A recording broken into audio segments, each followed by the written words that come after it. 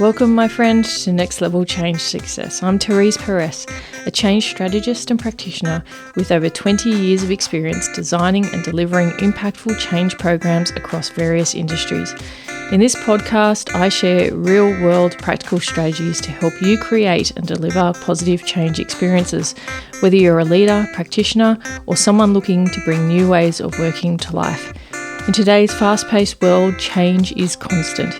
Here we focus on how you can put people at the centre of your change strategy, because people with a sense of purpose are the most important link in driving performance.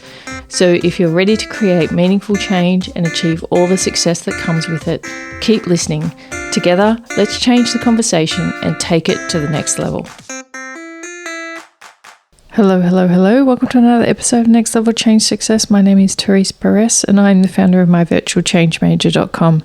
I'd like to acknowledge that I am recording on Tharawal country and pay my respects to the traditional owners and custodians on the land on which I am recording, elders both past, present and emerging.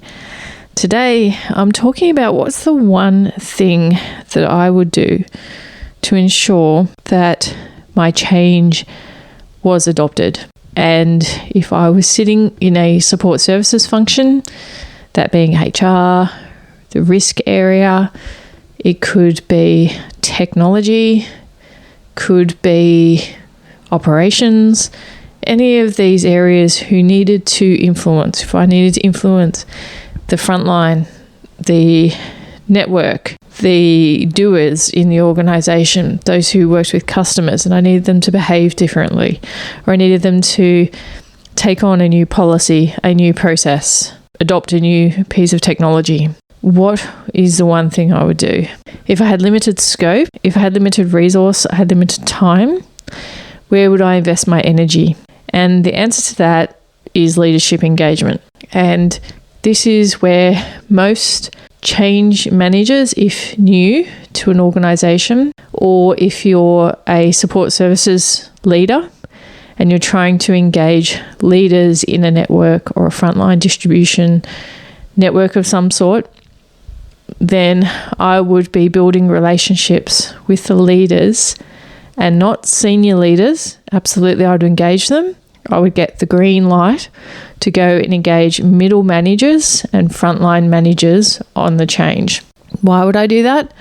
Because fundamentally, with human behaviour, we will listen to our direct leader. If I'm talking to a executive director level and not talking to a team leader who's leading the team that's doing the thing, then I am going to not get the same outcome.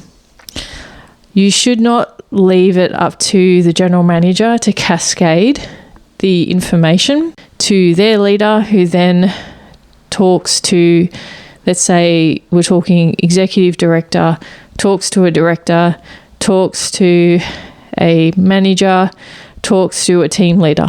Like, there's multiple layers in that. So what I would do is brief in the general manager, the executive director, get the green light to engage the different levels and provide support sessions or briefing sessions for middle managers and frontline leaders, so that they are aware of the change, so that I can answer the questions that they have and then have them commit to talking to their teams. I would offer support, ask them if they needed further drop-in sessions for support, to answer questions, to engage with their people, and I would do those sessions. Oftentimes with change, what can happen if you're sitting in a support services function is that you engage the general managers or the leaders across the business areas. You ask them to cascade. Here's a pack. Please cascade. There's no reinforcement, no measurement, no assurance that the cascade has happened, that the cascade isn't just a sharing of a pack, that it's an engagement intervention, it's an engagement activity, and that the message is understood. And even if you have a general mailbox that you put on that pack that people could reach out if they had questions, it's more about leaders understanding that they should understand the change. They should be confident to talk to it. They should own it. The other thing I would engage leaders on is ensuring that they're across the design, they're across this is why we're doing it, and ensuring that they have also nominated people to be part of the design conversation who are frontline people.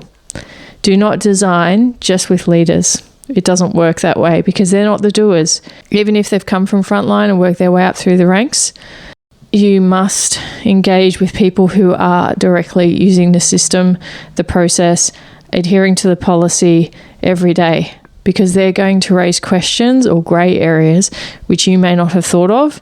And the issue with having that feedback cascaded or sanitized to a degree through leadership levels is that you're not getting the full story. And in fact, you might have the feedback diluted. You might have feedback not even provided because of bias that sits within those leadership levels, which is just a reality of life and of organizations. So you need to make sure that you have that direct connection through your change.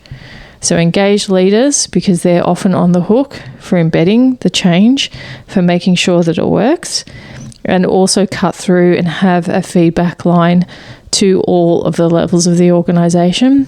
It takes a lot of effort, but the outcomes are worth it. And I know that to be true through all of the years of experience I've had when looking and engaging on change. Oftentimes the reason why it hasn't been as successful as it can be is because all levels aren't engaged. Don't just depend upon a level to take action. You need to engage, get cut through at all levels. And even this is applicable for CEOs who many times in many books, the most successful CEOs go and do jump level meetings. So they don't just meet with their direct reports, they'll meet with the layer below the direct reports, they'll go walk the floor. It's the same thing from a change perspective. Just getting that real life sense and feedback and connection to people throughout the business is so critical. So if you're sitting in a support services function, you want to make those relationships and be able to communicate, take feedback on, and adapt your change plan if you need to ensure that you are getting the cut through that you intended in the first place. Have a look at your change plan. Does it take that into account? Are you factoring in enough time to do true engagement so that you're getting feedback and you are iterating and giving yourself the space to do that? Or are you too aggressive in your timelines? These are the things that you need to reflect upon because these are the things that will matter. Hope you have a great day. I hope this has given you some food for thought. Short, sharp episode with certain tips that hopefully you can put into play today. Come visit us at myvirtualchangemanager.com. Subscribe to our newsletter to keep in touch as to courses and different trainings and things we've got coming up. And I hope you have a great day. And just remember that change matters because people matter.